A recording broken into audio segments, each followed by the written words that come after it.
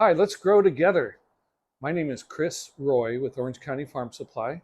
We're in the city of Orange, located on West Chapman Avenue, and we have been in business for 76 years, family owned and operated for 76 years, started in 1948. Today, I want to discuss a few things about roses and fruit trees. Pretty easy. Starting with pruning. Make sure your shears are sharp and make sure you disinfect your shears in a bleach solution before you start pruning your roses. Now, I like to prune roses from 18 inches up all the way up to about 30 inches. And one of the golden rules with pruning roses, anything skinnier than a pencil, like this little branch here, goodbye, goodbye.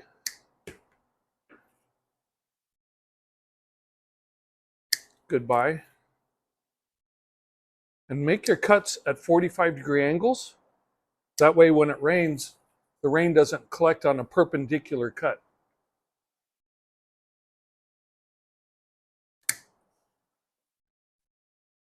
And I think I'm going to top this one. And what I want you to know about roses, they have what's called a bud eye. Right here between these thorns, there's a bud, and that's where new growth is going to come out. It's pointing this direction, so I'm going to cut about a 1/4 inch above it, 45-degree angle like that. That's called a bud eye, and that's where new growth is going to shoot out that way. I don't want my growth to grow towards the middle. I want my rose to go out like this. And I think I'll eliminate this one too. And let's see, this one's already starting to branch out a little bit, but I'm going to cut it right about here because facing me, there's a bud eye. It's going to go that way. Before going to my next rose, I will disinfect my shears in a 1 to 5 bleach solution. And here's a bud eye right there. I'll cut this one to about right there. And this guy in the middle is going to take up too much energy. It's going to affect the symmetry of the plant. So I'll just eliminate that one. Before you prune them, make sure you wear some long gauntlet gloves and or farming sleeves. The farming sleeve goes from your wrist all the way up your arm. That way you don't get snagged too much on these nasty thorns. Neem oil is very important to spray after I prune my rose. Not only will it kill eggs of, say, aphids and thrips that might be wintering over, so I will spray neem oil not only for insect eggs, but also for fungus, for rust, powdery mildew, black spot. And I also want to remove old mulch. And I will spray the neem oil not only on the canes, but I'm going to spray it on the dirt because spores of powdery mildew and rust, etc., tend to winter over on the soil. And removing the mulch will remove a lot of the spores. Then I spray the neem oil on the dirt and they get glued together. As a result, they get stuck together and they're not so prone to becoming aerosolized and splashing up when it's raining. Besides, I'm going to tell you about mulching in a second. So some people will use sealants after they do their cuts. Some people use glue. This is a tree seal. You can seal up your cuts. As long as you cut at 45-degree angles and your shears are nice and clean, you don't have to worry about sealing so much with roses. Now we have a rosarian who has passed away. This is Bee Grow's legacy, that she told us how to prepare the roses in January for the rest of the year. And basically she says in January to put 4 things under the rose. Dry ingredients, they're not fertilizers, they're actually supplements. She says for each rose, an entire cup of gypsum, an entire 1 tablespoon of soil sulfur, 1 tablespoon of iron, any type of iron, and 1 tablespoon of Epsom salts, also known as magnesium sulfate.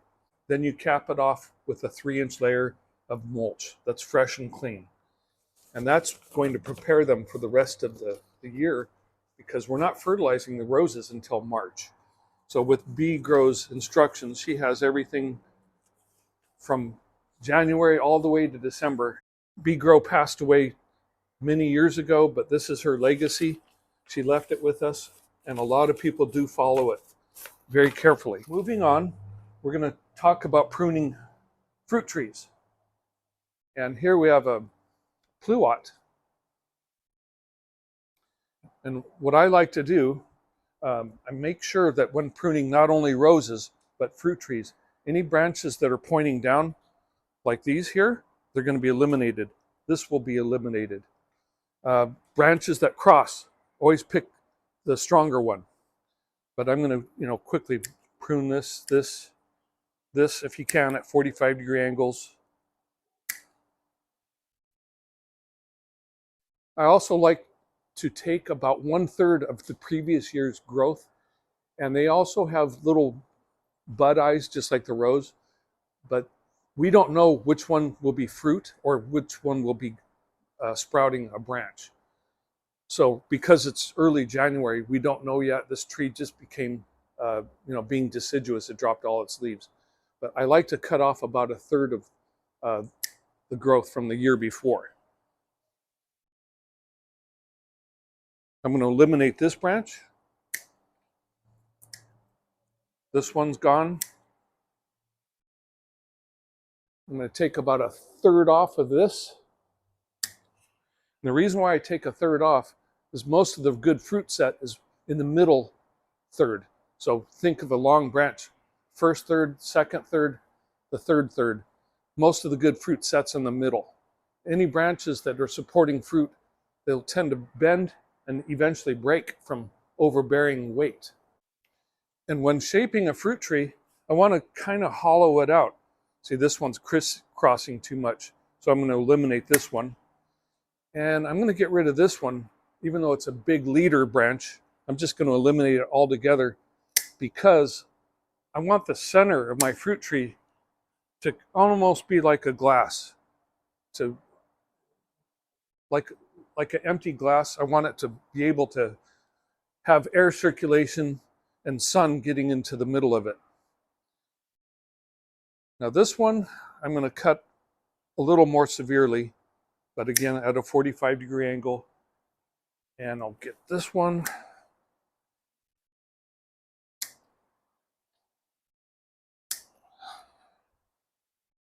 That'll open it up more in the middle. And basically all the other branches I pruned, I took about 1/3 off of them. That should be my last one. And that one. Okay. So this one's good to go. So again, sterilize your shears. Before I go to the next tree, I dip them in my bleach solution. Now it's time to spray them with a dormant spray. Liquid copper works very well. It's going to really help with a few things, mostly fungus. But the thing about copper too is it does tend to sweeten fruit. So having trace amounts of copper after spraying, the tree will pick it up and everything's sweeter because of the copper. Thank you for watching. This is Chris at Chris's Corner. We'll see you again next month in February. We'll talk about gardening tips and tricks, and let's grow together.